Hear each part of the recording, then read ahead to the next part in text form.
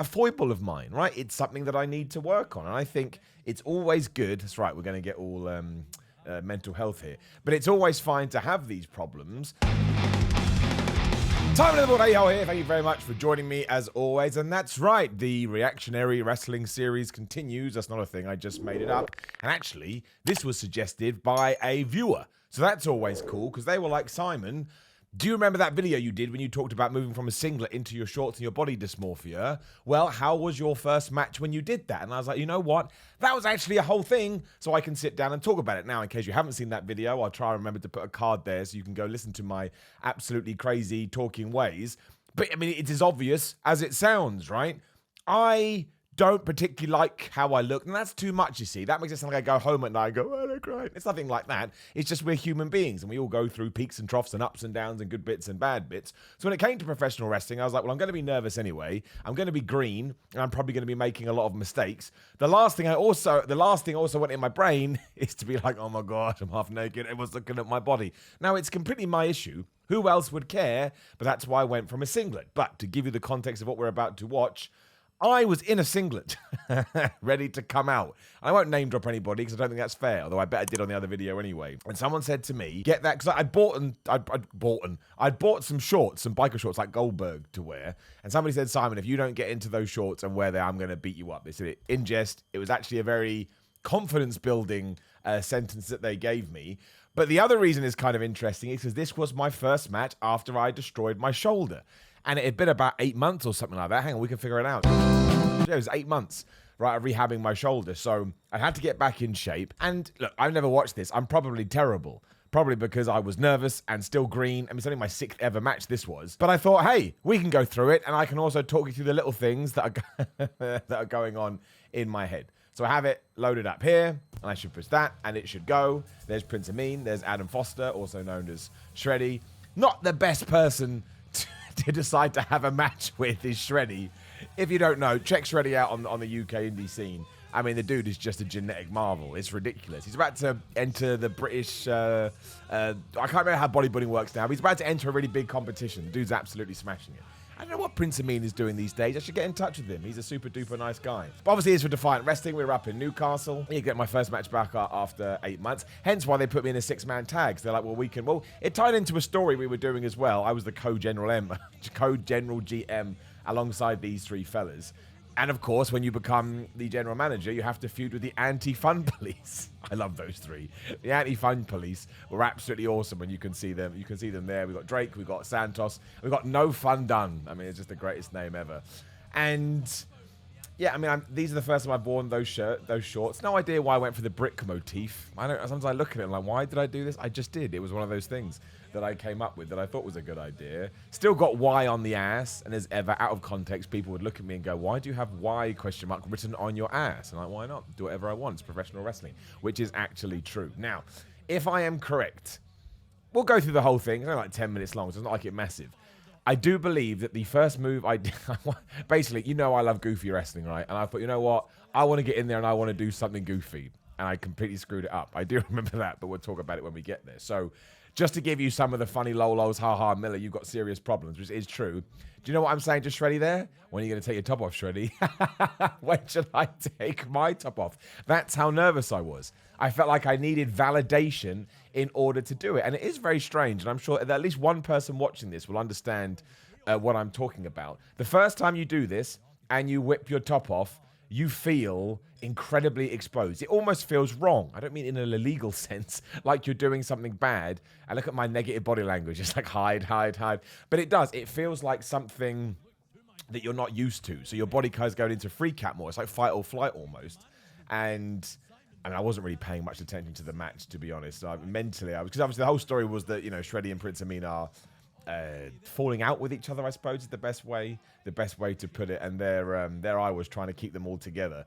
But in my head, I was just like, oh, for fat, and I've got on me. Look, I know what you're going to say. You're going to say nice things because you're a lovely audience. It's not about that. I could look like Arnold Schwarzenegger here, and I'm still not going to see the negatives because that's just a foible of mine, right? It's something that I need to work on. And I think it's always good. That's right. We're going to get all mental health here. But it's always fine to have these problems as long as you're aware it's a problem and as long as you're working on yourself. And I would like to think doing things like this and having chats with you and other things I do in my personal life are doing that. Oh, I should also address the fact that, yes, it's a 16-foot ring. You always get this with people who aren't familiar with British wrestling. It costs a lot of money to hire a big ring. Also, sometimes you won't have the space for a big ring. The reason 16, did I say 16 inches? I think I did 16 feet, 16-inch ring. I want to be in a 16-inch ring. And you know the comments would have gone crazy because they never get to the next bit. A 16-foot ring, the reason they are, well, aside from the space issue, is because they're bouncier for obvious reasons, and you don't have to run as far. So you may think it looks tiny, which actually it does on camera. In person, there's far much more room to maneuver. It's just one of these things. So right, here's what I pitched to do. Right, it's not. Well, I'll tell you the story anyway as we build there, as no fun done comes in. Obviously, what we should have done in hindsight, absolutely, is give me the hot tag, I run wild, clothesline, move, which we did get to. Because I've been away so long, I just wanted to get back in there and have fun. You kind of realize that when you are away, you're like, man, I should just have fun. So I thought, I want to do my version of the people's elbow, which is hitting one rope, hitting the other rope, and slapping someone around the head. And it doesn't work at all. And then once again, I was so worried about my top being off that my rope running is absolutely atrocious. Like a kid runs to school. Just like, so yeah, I did that. And I remember that I think the promoter came up to me afterwards and they were like, Simon, that was shouldn't have done that. But it just made me laugh. And it's not ideal. But then, you know, this is my, see, I didn't really do much else. I tagged straight back out. But again, I could have spoken up and I could have said something here. So I 100% bet you the reason I didn't is because, again, I was nervous about all these things. So you're like, you know what? I think I would rather use this as a way to just get your pep back in your step as opposed to do anything else. And I believe soon after this is when we did the Martin Kirby match for the internet title, whatever it was, which you can also watch my reactions of. And that still to this day is one of my favorite matches because Martin Kirby went out of his way, much as Nathan Cruz did in the other match we did.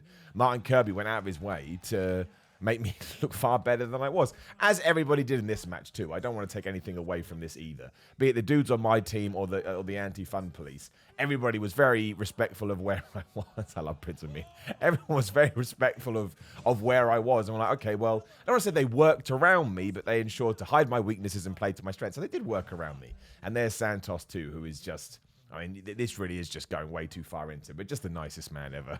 And I think this is I've kind of felt like we did something else at some point. Maybe I'm wrong. The point is, I do believe, I hope I'm not spoiling anything here. I'm sure he's talked about it. I do believe he's coming back to wrestling, and I would love to have a proper match with him, like I really, really would. So, obviously, I got knocked off the apron by Drake, which obviously tied into a feud that we were doing for a while. There's another good guy that I want to have a proper match with now. Hopefully, we can do that now we're back wrestling as the hand is fixed. Miraculously, I got back off my feet at exactly the right time. Who knew? Oh, how did that happen? Although, that bump that I took, once again, I think we talked about this last time. Sometimes you can take bumps off the apron, your brain just annoys you. And when it gets annoyed with you, it goes, nope, and you do these ridiculous falls. That one, it actually looked like I fell. It just happens sometimes. But it's kind of crazy that Defiant has been out of business now for, well, not out of business, they just didn't want to do it anymore. It's not like it ran out of money. For 3 years? I mean, that's the pandemic, that is, right? But I still remember, now that I'm watching it, I still remember arguing with the ref. I think it's just seeing my body language. Another wrestler actually said to me afterwards, who again I won't name drop. There's someone there's the most. They got it again. They weren't being mean. There was no negativity here, but they were like, you need to, not have this kind of body language the whole time because you make yourself look smaller, which is 100% true. I also probably could be working the apron more, but I would suppose this is the first tag team match I ever did. I think I'm accurate in saying that. And people they roll their eyes at stuff like this, but it's true. Like, there's an art to a singles match, there's an art to a Royal Rumble, there's an art to a 6-man tag, there's an art to a tag, there's an art to a triple threat, all these things. Like, I always used to think having more people in a match would make it easier. It doesn't, because you've got like 9, 10, 11, 12 people to also try and satisfy. Right, so this is my hot tag. What's it going to be like, though? Duck one, take off Santos, give him a line, yeah, that'll do. Give him another line, Miller, why not? Oh, no, back elbow, that's all right. Weird back elbow, you kind of span around. You absolutely back suplex, gotta be. Oh, that went a bit wrong, but it's like we still grabbed him. There we go. Oh no, waiting for the double back. I don't remember that at all. See, look, going out of their way. They don't have to do stuff like that for me, but they do. I will say this: I'm in much better shape there than I am now. Although I'm only back in the gym 6 weeks. Is this when I give him the big? I tried to give him the big slam and I can't. Makes sense. Look at the dude, absolute wall. He throws me in. This I don't remember.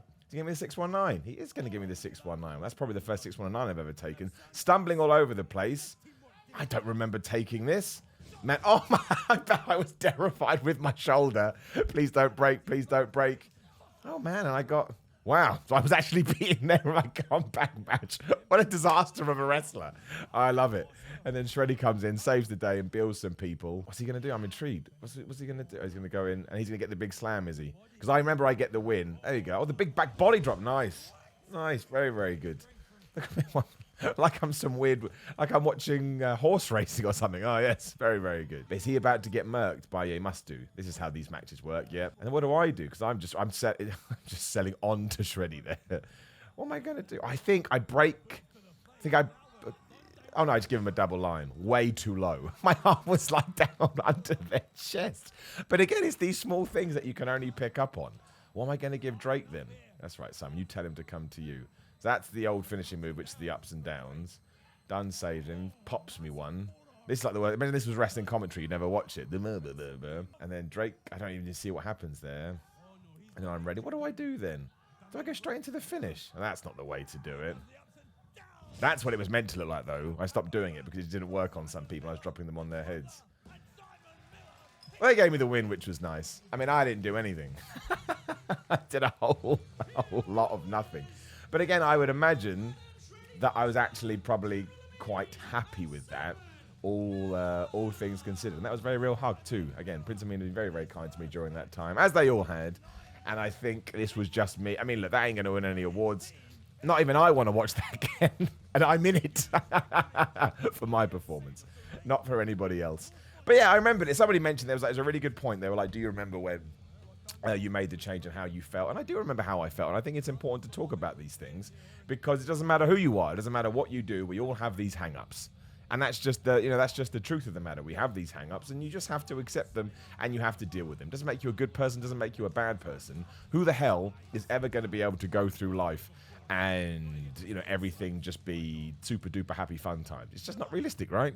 It's just not. And one of my things, probably one of the reasons I go to the gym and probably one of the reasons why I'm motivated is because I want to get a better physique. And also, don't forget, if you're looking at it, go, Millie looks so pumped up. Yes, because in the back, I would have drunk a ton of pre-workout and I would have done a ton of push-ups and a ton of band work, right? I don't walk around looking like that. It's a gym pump. So you have to remember that too, because I think a lot of people forget that. But yeah, boom, there you go. Interesting. And that was, when was that? I guess we can find out if I hit this. That was 5th of May, 2019. I don't think it was live, so I guess it was around that period. Maybe about April. Absolutely crazy. But either way, again, don't worry if you do have body dysmorphia. I mean, it's not great. You should love yourself. Of course you should. But if you do have it, pretty much everybody on the planet does. So the best bet you can do is just work on yourself. I've repeated that now, but I think it's an important thing to say. Also, leave a comment below. Let's have a chat about this. Maybe you watched that live for the first time. It would be intriguing. Other stuff you can do is, hit the bell, ding, ding, notification squad, like the video, share the video. Please do subscribe. Click the other video on the screen. I'd appreciate that too. Otherwise, grillofmine.com for Simon. You can get 10% off today. If you're watching this on the 25th of July, they're having a big restock, so your favorite supplement may be back in stock. Patreon.com for Simon316 for exclusive videos, such as reaction videos, wrestling ones we can do, other ones we can't do. People go crazy. Simon316 on Instagram and Twitter. Simon@bigcartel.com for merch. And I believe that's it. Thank you so much for stopping by. Quite enjoying my walk down memory lane, and hopefully we can start reacting to new matches soon, and we can go, Simon, you've progressed. Simon, you've regressed. And I tell you, I'd rather it wasn't a regression, but at least we can have some fun with it. Goodbye.